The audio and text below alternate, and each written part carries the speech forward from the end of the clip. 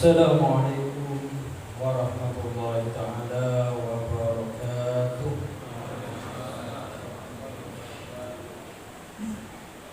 A'udzu billahi minasyaitonir rajim. Bismillahirrahmanirrahim. Alhamdulillahi rabbil alamin. Assalatu wassalamu alayka ya sayyidi ya Rasulullah wa ala alika wa ashabika ajma'in. Allahumma salli ala sayyidina Muhammadin salatan taghfiru biha dzunub wa tuslihu biha al-qulub wa tanqalibu biha al-usuq wa tadinu biha as-su'ub wa ala alihi wa sahbihi wa man ilaihi mansub. Amma ba'du.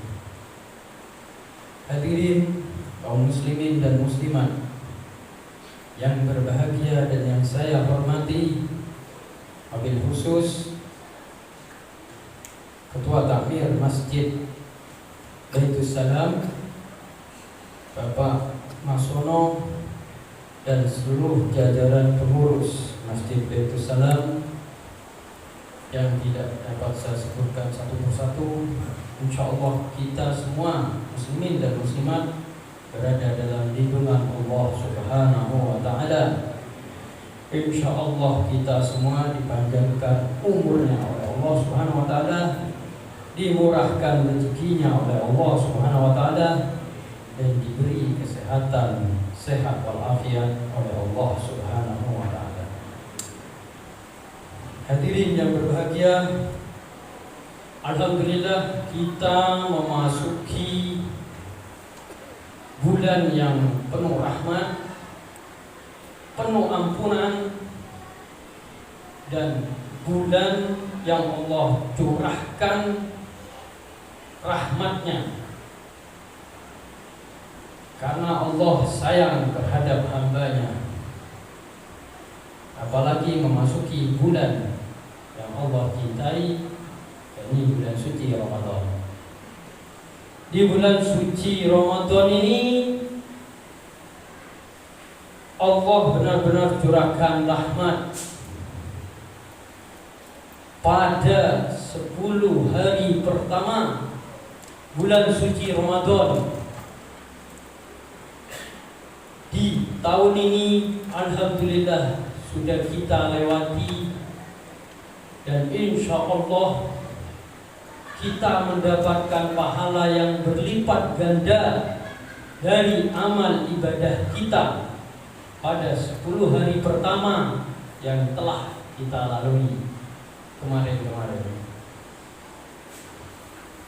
Karena 10 hari pertama tersebut sebenarnya merupakan salah satu ujian yang berat.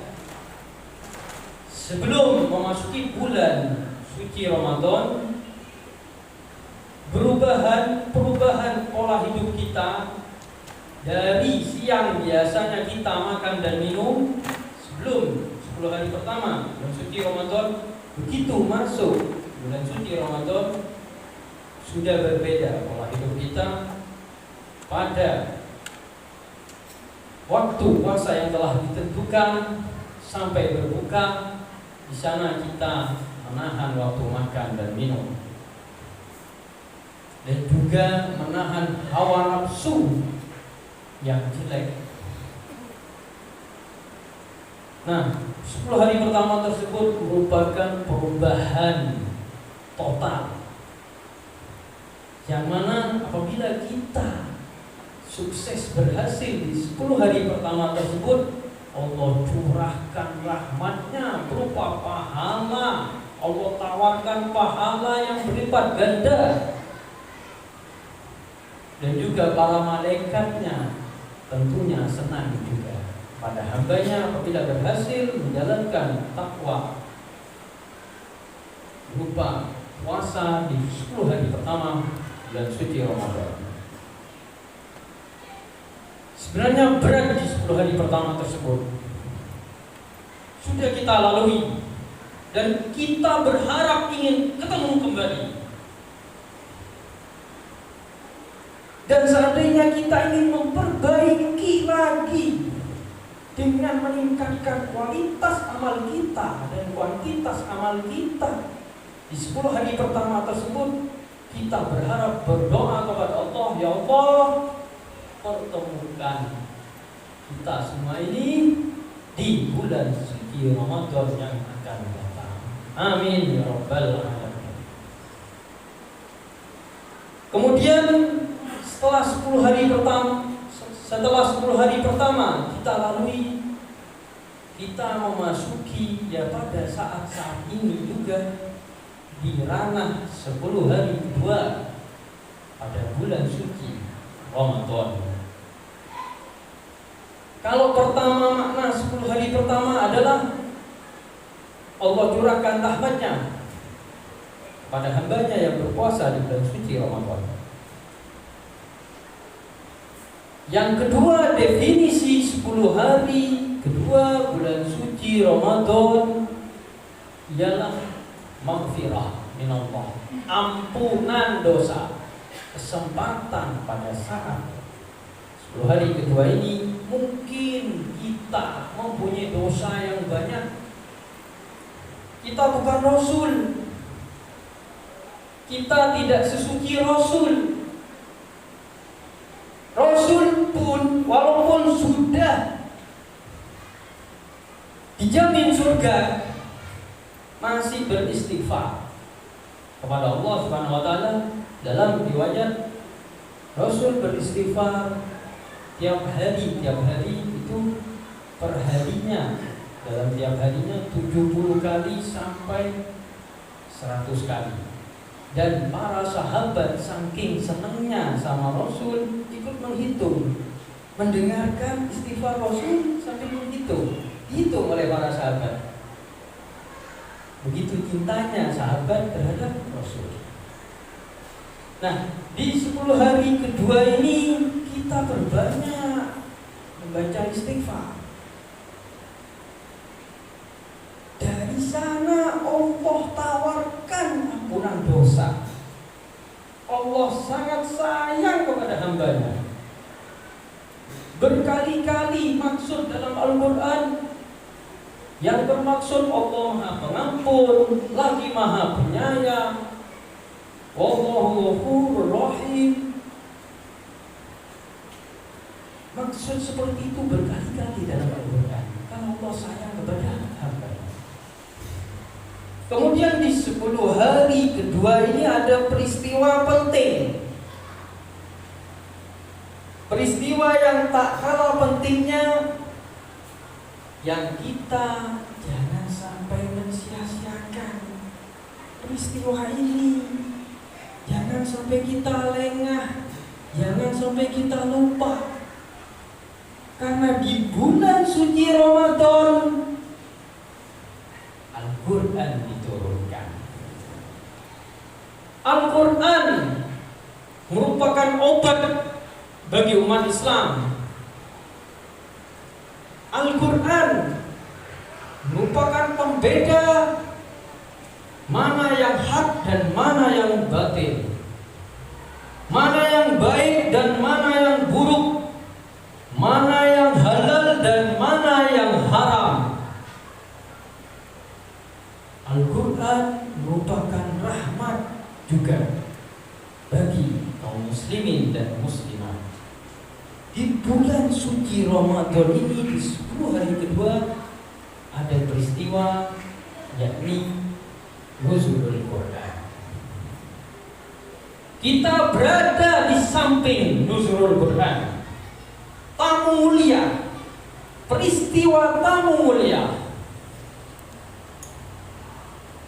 Pertama kali manusia diajarkan bagaimana cara membaca, cara mengetahui ilmu, sampai ilmu itu dituntut pakai kolam, pulpen. Itu berada dalam surat Al-Alaq, kisah dari ayat 1 sampai 5. Itu pertama kali ayat yang diturunkan dalam Nuzulul Quran, dalam Allah menurunkan Al-Quran kepada Muhammad SAW. Nuzulul Quran adalah peristiwa turunnya Al-Quran pertama kali dari Lauhil Mahfuz ke Baitul Izzah. Baitul Izzah ini langit pertama. Dalam satu riwayat dijelaskan seperti itu, pada bulan Ramadan. Peristiwa ini merupakan momen yang sangat penting bagi seluruh umat Islam, karena Al-Quran adalah kitab suci yang menjadikan pedoman hidup dan petunjuk kita sebagai umat muslim. Peristiwa nuzulul Quran ini banyak dijelaskan dalam Al-Quran. Salah satunya yaitu surat Al-Baqarah. Dalam surat Al-Baqarah ayat 185 Allah berfirman, A'udzubillahi minasyaitonirrajim. Bismillahirrahmanirrahim. Syahrul Ramadan alladzi unzila fihi al-Qur'an hudan lin-nasi wa bayyinatin minal huda wal furqan. Faman syahida minkum asy-syahra falyasumhu wa man kana maridan aw ala safarin fa iddatun min ayyamin ukhra. Yuridullahu bikumul yusra wa la yuridu bikumul usra wa litukmilul iddata wa litukabbirullaha ala ma hadakum wa la'allakum tashkurun. Yang artinya bulan Ramadan, bulan yang di dalamnya diturunkan permulaan Al-Quran sebagai petunjuk bagi manusia dan penjelasan-penjelasan mengenai petunjuk itu dan pembeda antara hak dan batil. Karena itu barang siapa di antara kamu hadir di bulan suci Ramadan, maka hendaklah ia berpuasa pada bulan itu, dan barang siapa sakit atau dalam perjalanan, maka wajib baginya berpuasa. Maka barang siapa yang sakit atau dalam perjalanan lalu berbuka, maka wajiblah menggantinya sebanyak hari yang ditinggalkannya. Pada hari-hari yang lain Allah menghendaki kemudahan bagimu dan tidak menghendaki kesukaran bagimu, dan hendaklah kamu mencukupkan bilangannya, dan hendaklah kamu mengagungkan Allah atas petunjuknya yang diberikan kepadamu supaya kamu bersyukur. Jelas Allah sampaikan di dalam Al-Quran bahwa nuzulul Quran turun di bulan Ramadan. Al-Quran itu merupakan penolong juga atas sisi Allah Subhanahu wa Ta'ala di hari kiamat, syafaat di hari kiamat, teman kita di alam barzakh jika kita rajin membaca, jika kita rajin membacanya dengan tajwidnya, kemudian tadabbur, merenungkan, terjemahnya juga kita renungkan, kemudian kita baca di luar bulan Ramadan juga selain kita baca di bulan Ramadan, dan itu dianjurkan dalam Islam untuk memperbanyak bacaan Al-Quran karena menjadi penolong dari barzakh sampai kita masuk surga. Maka itu jangan tinggalkan untuk membaca Al-Quran, karena juga Al-Quran mempunyai keistimewaan yang lain seperti obat bagi kita. Jikalau kita galau, kita cepat-cepat ambil wudu, kemudian baca Al-Quran, atas izin Allah galau kita hilang. Kemudian Al-Quran mempunyai manfaat yang tak kalah pentingnya. Apabila dibaca tidak akan bosan. Contoh sudah berhari-hari dalam kehidupan umat muslim dan muslimat. Kita sholat fardu 5 rakaat 17 rakaat, 5 waktu 17 rakaat. Kita sholat fardu 5 waktu 17 rakaat totalnya. Di sana ada ayat Al-Qur'an, surat Fatihah. Terus kita baca, tidak akan bosan. Itulah keistimewaan Al-Quran, dibaca tidak akan bosan. Bukan seperti lagu-lagu lainnya. Ini perlu digarisbawahi. Jenengan tiap hari, saya dan jenengan tiap hari sholat fardu, bahkan sholat sunnah juga. Dalam ibadah sholat tersebut membacakan Al-Fatihah. Apalagi surat Fatihah bisa dibuat doa. Setelah berdoa kepada Allah, memohon kesembuhan seseorang, disertai dengan surat Fatihah. Surat Fatihah bagian dari ayat Al-Quran. Gak pernah bosan kaum muslimin dan muslimat membacanya. Gak pernah. Baik itu kaya, miskin, muda, tua, kanak-kanak pun. Apalagi di masa kanak-kanak senang dengan permainan-permainan. Tapi apabila membacakan surat Fatihah yang baru belajar sholat, gak bakal bosan. Itu istimewaan dari Al-Quran. Maka mari kita tingkatkan 10 hari kedua bulan suci Ramadan ini, perbanyak baca Al-Quran. Insya Allah kita dapat barokah Al-Quran biiznillah. Insya Allah Al-Quran yang kita baca, insya Allah wabiznillah menjadi penolong dari alam barzah sampai ke jannah di akhirat. Kemudian sebentar lagi kita memasuki 10 hari ketiga.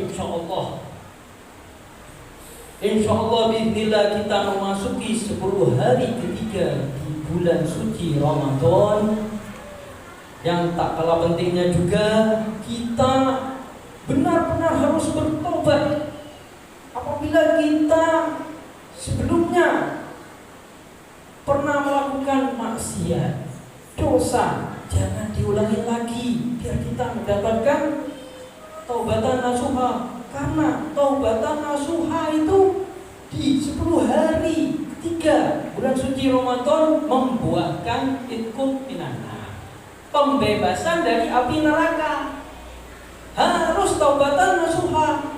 Kalau setelah puasa bulan Syawal maksiat lagi, kita tidak akan mendapatkan itqum minan nar.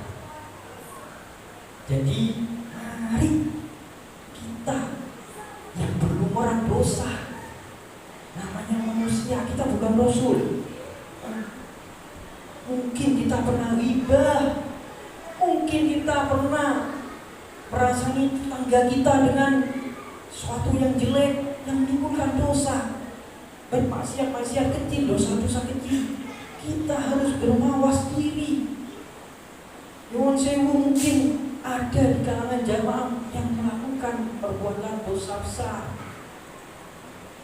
atau banyak dosanya. Nyuwun sewu, mari kita tutup dengan istighfar dan taubat yang sebenarnya, taubatan nasuha, supaya kita mendapatkan itqum minan nar, pembebasan dari api neraka.